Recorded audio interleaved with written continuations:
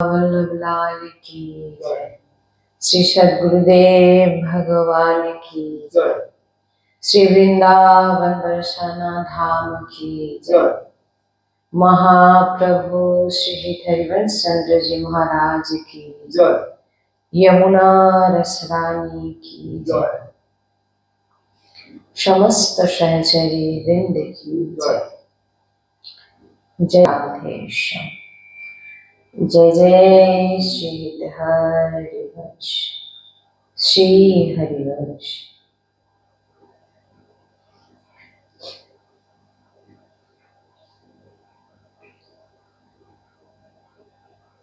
শ্রীজির চরণে চরণ স্পর্শ করা যে চরণ রজ, এই রজের অদ্ভুত মহিমা। এই রজকে বলা হয় সদ্য বশীকরণ চূর্ণ।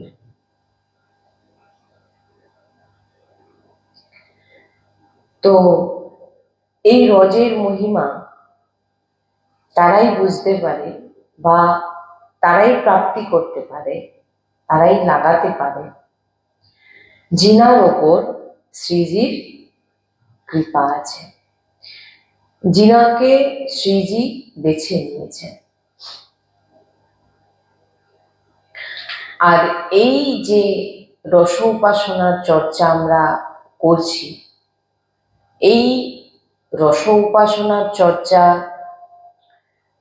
প্রথম তো বৃন্দাবন আশ্রয়, বৃন্দাবনের কৃপা, প্রশিক্ষণের কৃপা ছাড়া কখনোই এই রস উপাসনা তার বুদ্ধির বাইরে। কারণ বুদ্ধি ব্রহ্মার দেওয়া, কিন্তু যত বুদ্ধি ব্রহ্মার দেওয়া, আর ব্রহ্মার বুদ্ধি। ব্যাসদেবজিকে তখন ভগবান বলছেন যে এই যে তোমার ভিতরে যে প্রশ্ন, যে বেদের শিরোভাগ উপনিষদে যার বর্ণনা করে তাকে আমি জানতে চাই, দেখতে চাই। ভগবান বললেন যে এই যে প্রশ্ন আমার প্রেরণাতেই তোমার হৃদয় কিন্তু হয়েছে, তো যদি আমি না চাই তো তোমার হৃদয় এই কথা কখনোই আসতে পারত না। আমি তোমাকে জানাতে চাই যে বেদ পুরাণে যে তুমি আমার বর্ণনা করেছো, কারণ ব্যাসদেব যে ভগবানেরই অবতার, তিনি বেদ উপনিষদ সবকিছু তিনি, তো এখানে বলছেন যে যে তুমি আমার বর্ণনা করেছো তার থেকে আলাদা এক স্বরূপ আমার কিন্তু আছে। ভগবান জানানোর জন্যে, ভগবান নিজে জানাচ্ছেন, বলছেন আমি তোমাকে এটা জানাতে চাই বলেই তোমার হৃদয়ে এমন প্রশ্ন এসেছে। আগম নিগম পুরাণ আগোচর স্বরূপ, যে রসের হৃদয়, বলছেন যে আগম নিগম, বেদ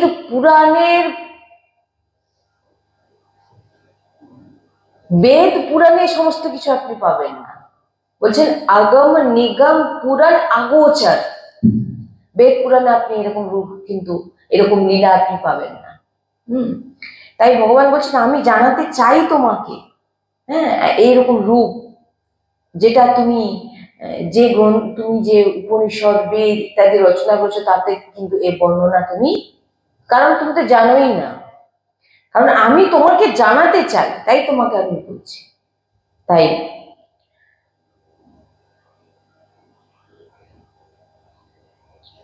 তিনি তখন বলেন যে এই যে তোমার ভিতরে এই যে ইচ্ছেটা, সেটা আমার কৃপাতেই তুমি আমার এই স্বরূপের, ভগবানের এই যে নবনিবৃত্তি নিকুঞ্জের যে লীলা, যে স্বরূপ ভগবান নবনিবৃত্তি নিকুঞ্জে সেখানে গিয়ে কি কি লীলা করে, সেগুলো ওই যে বললাম, যেটা বললাম যে রাজা যখন দরবারে বসে থাকে তার কিন্তু তিনাকে সবাই প্রণাম করে, আর তিনার কথা কিন্তু সবাইকে শুনতে হয়। কিন্তু রাজা যখন অন্দরমহলে চলে যায় তখন কিন্তু সেখানে রাজার রাজ চলে না, সেখানে রানীর রাজ চলে।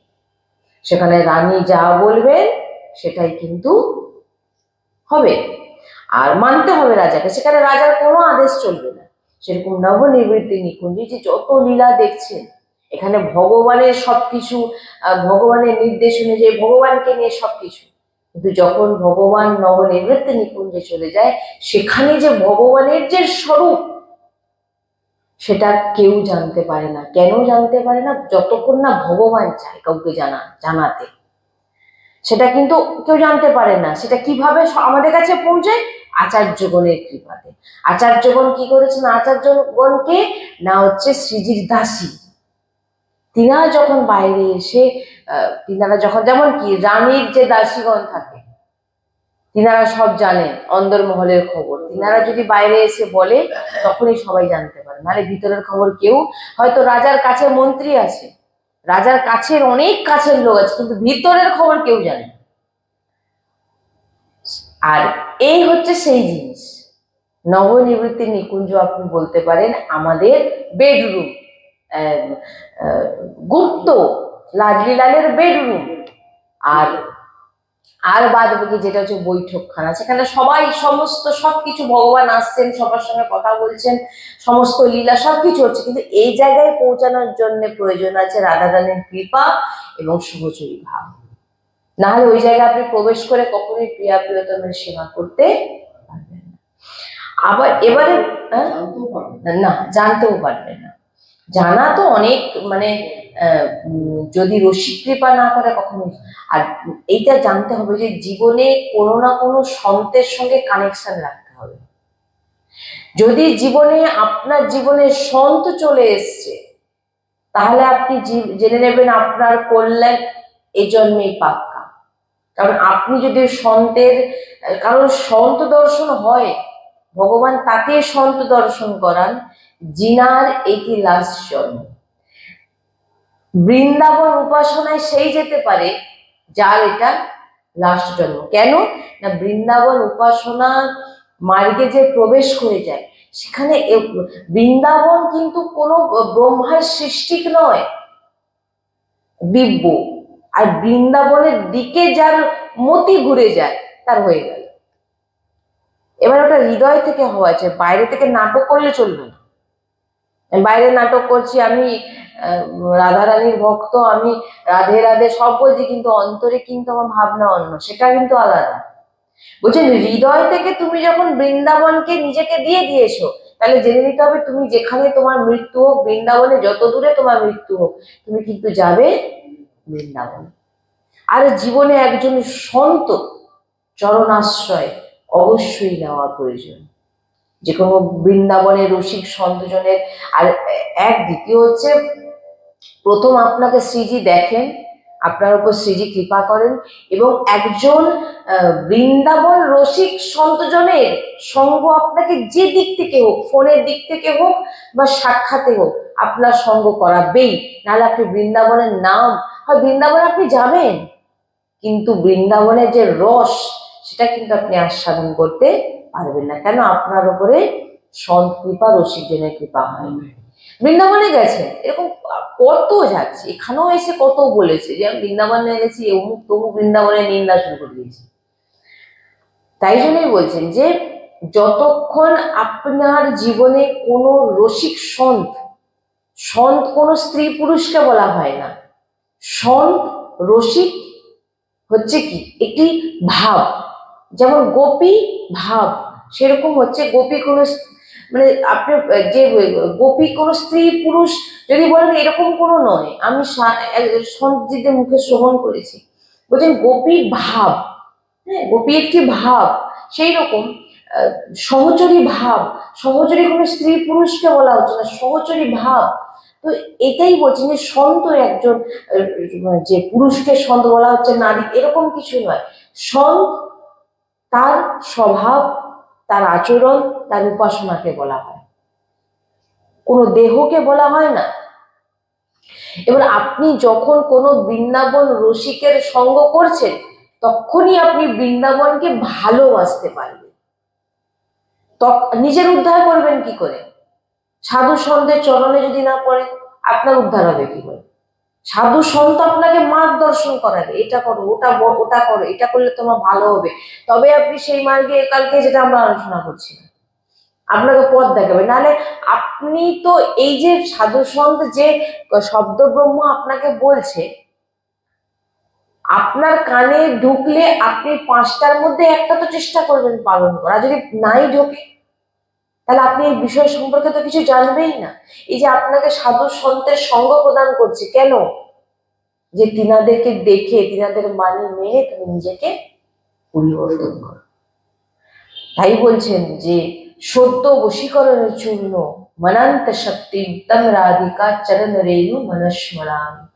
বলছেন লাডলি জুট যে চরণ রজ, এটা হচ্ছে বশীকরণ, ভগবানকে বশীকরণ। আর আমরা এখানে কি করি? টুকটাক ফুক ফাক এইসব করছি।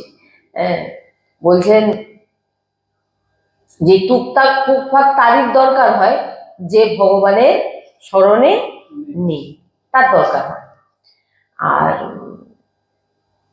যিনারা ভগবানের গুরুজি তো একদম স্পষ্ট বলেছেন এইগুলো, এই যে তোমার জীবন পরিবর্তন করে দেবো, তুমি এইটা করো তোমার জীবনে অর্থ চলে আসবে, তুমি এটা করো তোমার জীবনে সুখ চলে আসবে, বলে এইগুলো কিচ্ছু না, এগুলো সব বেকার কথা। কেউ আপনার জীবনে দুঃখকে দূর করতে পারবে না, কেউ আপনার জীবনে অর্থের যে ভাব দরকার সেটা আপনাকে মেটাতে পারবে না, কেউ আপনাকে আপনার পরিজনকে ফিরিয়ে দিতে পারবে না, কেউ আপনার শরীরের রোগ দূর করতে পারবে না। জেনে নিন, যদি কোনো কেউ তার পিতৃপুরুষকে উদ্ধার করতে চায়, সেটা হচ্ছে কেবল ভগবত নামই। কারণ যাগ যজ্ঞ তপস্যা ব্রত এগুলোতে কিন্তু সেরকম সামর্থ্য নেই। কেন সামর্থ্য? কারণ আপনি তো কোনোটাই ঠিক করে করছেন না। যাগ যজ্ঞ করবেন, ঘি দেখুন কিসের ঘি আছে, ঘি শুধু ঘি। যে কোনো যে এই যে আমাদের যে সরঞ্জাম আমরা যজ্ঞ হোম ইত্যাদির জন্য, বলুন তো কোনটা মানে একদম শুদ্ধ আপনি জানেন? তপস্যা করতে বসবেন, আপনার অনন্ত জন্মের পাপ আছে আপনার সামনে এসে পড়বে। ব্রত করবেন কি করে? ব্রত করবেন সাংসারিক চিন্তা, সাংসারিক চিন্তা করে ব্রত করছেন, ওতে আপনার পিতৃপুরুষ জীবনে সন্তুষ্ট হবে না। যাগযজ্ঞ করে পিতৃপুরুষ সন্তুষ্ট। ভাগবত করুন, কাকে দিয়ে? ভাগবত কাকে দিয়ে করবেন? রসিক সন্তজনদের দিয়ে ভাগবত করুন। নাহলে বলবে না ভাগবত, মানে এগুলো কিছু কিছু জিনিস দেখেছি তো আমরা, আমি এই জিনিসগুলো আমি আগেও বলেছি। কীর্তন করতে করতে বসে হঠাৎ দেখি না কীর্তন করতে করতে দুজন নেই, গেঞ্জি পরে আছে হরে কৃষ্ণ কৃষ্ণ লেখা। কোথায়? রাস্তার ধারে দাঁড়িয়ে। বলুন এবার আপনি যে পিতৃপুরুষের জন্য বা আপনার নিজের কোনো মনস্কামনার জন্য আপনি কোনো কাজ করছেন, আপনি কাকে দিয়ে করাচ্ছেন? এই জন্যে বলতে হয় যে আপনি না ব্রত, না তপস্যা, না হোম যজ্ঞ কোনো কিছু দিয়ে আপনি আপনি নিজেরও কল্যাণ করতে পারবেন না, আর আপনি আপনার 21 পিঁড়িকেও আপনি উদ্ধার করতে পারবেন না। কি করে পারবে? ভগবত নাম আর ভগবানের শরণাগত হন এবং রসিক সন্তজন করুন। যে কোনো মহাপুরুষের চরণাশ্রিত, মহাপুরুষের চরণাশ্রিত। যখন প্রহ্লাদজি বলেছিলেন যে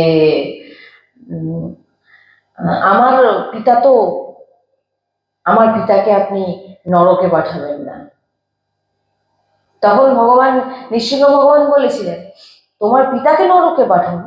তোমার পিতা, তোমার বলার আগে তোমার পিতা চলে গেছে যেখানে যাওয়ার, তোমার পিতা কি নরকে যাবে?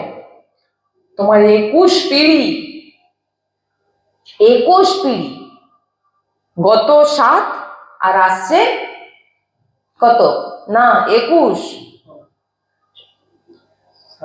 14, গত মানে যারা চলে গেছেন 7 আর আসবে 14, তোমার উদ্ধার হয়ে গেছে। কেমন ভক্ত! প্রহ্লাদজির চরিত্র যদি পড়ে শোনেন, প্রহ্লাদজি কতগুলো বারব্রত করেছিলেন, কতগুলো হোম যজ্ঞ করেছিলেন, যে যার জন্য ভগবান দেয়াল ছিঁড়ে বেরিয়ে চলে আসলেন ওইরকম স্বরূপ নিয়ে। স্পেশালি প্রহ্লাদজির জন্য তিনি প্রকট হয়েছিলেন। কেন প্রকট হয়েছিলেন? কেন? প্রহ্লাদজি কি করেছিলেন? নাম নিয়েছিলেন, শরণাগত। পাহাড় থেকে ফেলে দিচ্ছেন, প্রভু চরণাশ্রয়। আমাকে এটাও মনে করলেন যে প্রভু আমাকে বাঁচিয়ে নেবেন। পাহাড় থেকে ফেলে দিচ্ছেন, প্রভু কোলে করে নিয়ে থাকে। আগুনে জ্বালিয়ে দিচ্ছেন, আগুন হোলিকা পুড়ে ছাই হয়ে গেল, কিন্তু তিনি বসে হরি বল হরি বল, হে হরি হে হরি। তাহলে তুমি যদি নিজের কল্যাণ করতে চাও, ওই জন্য গুরুজি সবসময় বলেন কোনো টুকটাক, এই যে টুকটাক বলে, এইগুলো করে তুমি তোমার দুঃখকে, অনেকে যায় না আমাকে মাদুলি দাও, আমি এই মাদুলিটা বলে আমার দুঃখ, বা আমি কাউকে বসে করবো, বলে বসে যদি কাউকে করতে চাও রোজ রোজ লাগাও আর রাধা রাধা জপ করো, তোমার সব হয়ে যাবে। রোজ রোজ লাগাও, রাধা রাধা জপ করো, হির 84 পাঠ করো, তোমার সব মনস্কামনা পূর্ণ হয়ে যাবে। করো তো কিছু সময়, তুমি কিচ্ছু করবে না, যাচ্ছ কার কাছে না, যে তোমাকে যে না একটা মাদুলি দেবো আমাকে 5,000 টাকা দিতে হবে। ভাই সে যদি সবকিছু করে ফেলতে পারতো, তো সে ওই 2,000 5,000-এর জন্য ওখানে বসে আছে কেন? তাহলে সে তো টাকার ফ্যাক্টরি খুলে ফেলতো, টাকার গাছ করে ফেলতো। না না, সে যদি সে যদি টুকটাক ফুকফাক করে লোকের কল্যাণ করে ফেলছে, হ্যাঁ দেখবেন কিছু কিছু মহাপুরুষজন আছেন, এই সমস্ত যে নেই নয়, মহাপুরুষদের যিনারা নামের মাধ্যমে করছে বিনা লোভে, যিনারা নামে নাম ছাড়া কিছু জানেন না, এই সমস্ত মহাপুরুষদের এই সমস্ত শক্তি পাওয়ার থাকে।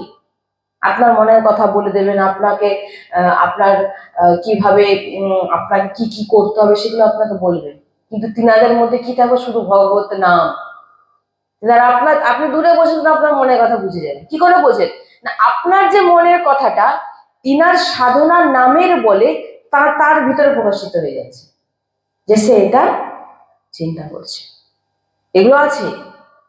কিন্তু আপনি 2,000 5,000 500 টাকা 1,000 টাকা তার কাছে গিয়ে বলছেন আমাকে একটা দিন, আমার দুঃখ চলে যাবে, আমার ছেলের চাকরি হয়ে যাবে, আমার মাদুলি দিলে আমার ঘরে শান্তি আসবে, আমার নাতি হবে, আমার ছেলে হবে। তাহলে সে যদি একটা মাদুলি বা একটি বিভূতি ইত্যাদি দিয়ে তোমার যদি সব দুঃখ কষ্ট দূর করে দিত, তাহলে সে 200 টাকার জন্য সে বসে আছে কেন? তাহলে সে তখন টাকার গাছ লাগিয়ে নিত। তাহলে সে কি জিনিস? আরে যারা ঠকাচ্ছে তাদেরকে চিনতে শেখো, সত্য পথে চলো, দেখো তোমার কি হয়। দুঃখ নিবারণ করতে চাও, দুঃখ তোমার নিবারণ হবে না। দুঃখ যদি বলছে না, কই তন দুঃখী কই মন দুঃখী কই ধন বিন रहते उदास थोड़े थोड़े सब दुखी সুখী হরি কো দাস। সুখী যদি শুধু হরির দাস। তুমি কি করে সুখী হবে? কুকর্ম করেছো অনন্ত জন্ম ধরে, সেগুলোকে তোমাকে ভোগ করতে হবে না? আর তুমি ভাবছো আমি ওই টুকটাক পুকপাক করে মাদুলি ঝুলি দিয়ে আমি আমার সব দুঃখকে আমি টটকা করে মোটকা করে ওই সমস্ত করে আমি মানে হ্যাঁ পার পেয়ে যাবো। আবার কি ব্রত করে আমি আমার সবকিছু দূর করে নেবো কষ্টকে ইত্যাদি বলছেন। এইগুলো তোমার জীবন, তোমার যেটা হওয়ার সেটা তোমাকে ভোগ করতে হবে। আর ওগুলো হচ্ছে তোমার পুরনো গোলার ধান। যেমন আগের বছরের ধান কোথায় জমা আছে? গোলাতে। এবছর আপনি এখন যে ভজন করছেন এটা আপনার নতুন জমা হচ্ছে। কি বললাম? এখন যেটা করছেন এটা নতুন হচ্ছে, কিন্তু পুরনো যে স্টক আছে, আপনি কি চাইবেন পুরনোটা তো শেষ হোক, তারপর নতুনটা তো শুরু হবে। আগে পুরনোটা শেষ হোক, তারপর এখন যে করছেন এটা এবারে পরে আপনি তার ফল পাবেন। তাই বলছেন যে ভগবানের নাম আশ্রিত, ভগবানের চরণাশ্রিত যতক্ষণ না হচ্ছে, সন্তজনের আশ্রিত, বৃন্দাবন ধামের আশ্রিত, আপনি কোনোদিন সুখী হতে পারবেন না। আপনি আপনি কারোর কল্যাণ কি করে করতে পারেন? যদি আপনি তাকে একবার, ওই জন্য বলছি, যদি কারোর কল্যাণ করতে চাও তো তাকে একবার রাধা বলো, কৃষ্ণ বলো, তবে তুমি তার কল্যাণ করছো। আর তুমি তাকে একবেলা খাইয়ে দিলে এতে কিন্তু তার কল্যাণ হবে না, আর খিদে তার আবার কিন্তু পাবে। কতদিন তুমি তাকে খাওয়াবে তোমার যদি সেরকম অবস্থা না থাকে? তাই কারোর যদি কল্যাণ করতে চাও তাকে নাম করাও।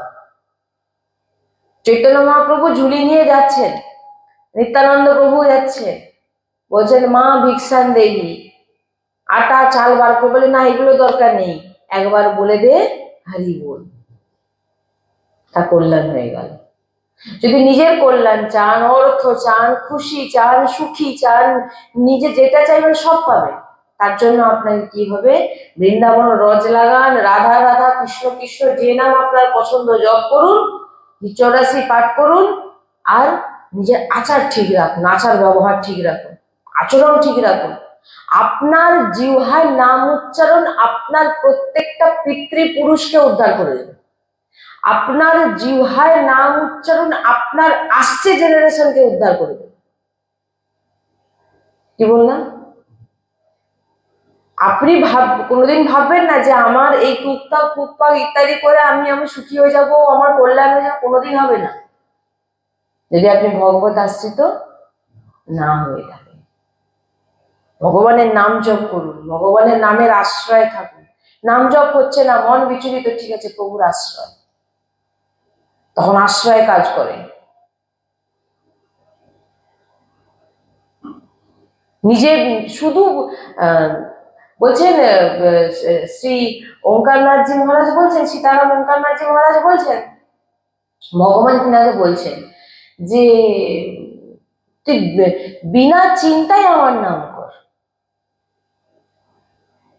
তোর দেহের কোনো কষ্ট, তোর অর্থের কষ্ট, এবং তোর সুখে, তোর যে পুরো পরিবার, সবার দায়িত্ব আমার। শুধু এবারের নয়, 21 পিঢ়ি, 7 চলে গেছে আর 14 যে আসবে, পুরো দায়িত্ব আমার, আমি তাদের দেখব, আমি তাদের কল্যাণ করব, তুমি ভজন করো। দেখুন স্থিতি, মহাপুরুষগণ যে বাণী বলে, ওই জন্য আমি কালকে বলছিলাম, মহাপুরুষদের বাণী যদি আপনি না মানেন, মহাপুরুষদের কথা যদি আপনি না মেনে চলেন, আমরা এখন কার কথা শুনছি?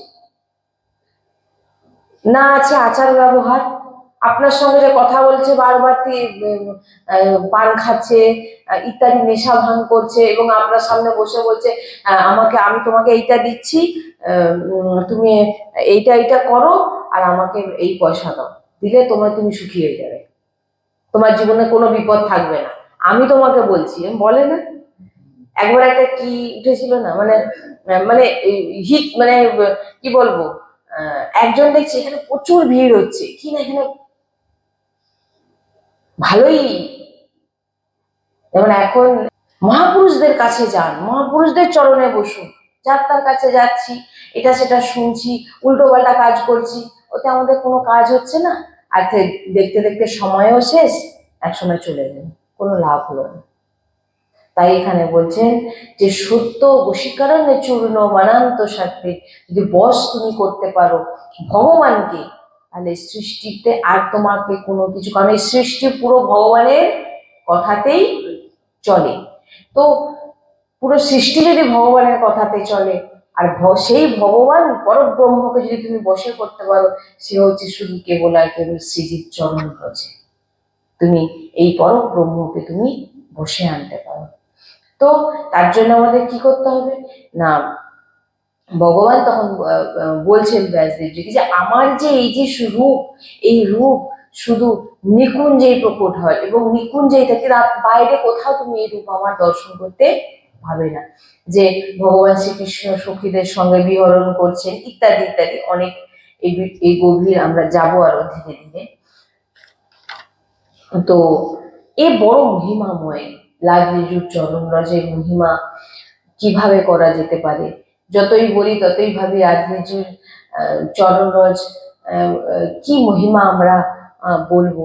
যখন চরণ রজকে হাতে নিই তখন ভাবি যে এই রজ আমাকে স্পর্শ করছে, মানে এই রজ শ্রীজিকে স্পর্শ করেছে আগে, তারপরে শ্রীজি কৃপা করে সেই রজকে আমাকে স্পর্শ, ভাবুন ওই রজের ওপর আগে শ্রীজি তিনার চরণ রজ স্পর্শ করিয়েছেন, তারপর সেই রজ আমার হাতে তিনার কৃপায় এসছে।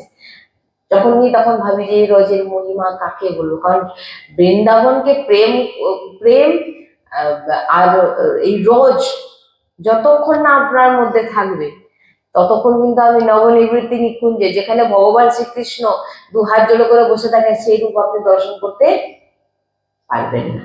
যেখানে ভগবান শ্রীকৃষ্ণ স্বয়ং নিজের হাতে শ্রীজির চরণ কমলকে নিয়ে সুন্দর করে সাজাচ্ছেন, এগুলো শুধু কেবল ওই নিকুঞ্জেই দর্শন হবে, আর সেগুলো কেবল আর কেবল সহচরীগণই পারে, এছাড়া অন্য কারোর সামর্থ্য নেই।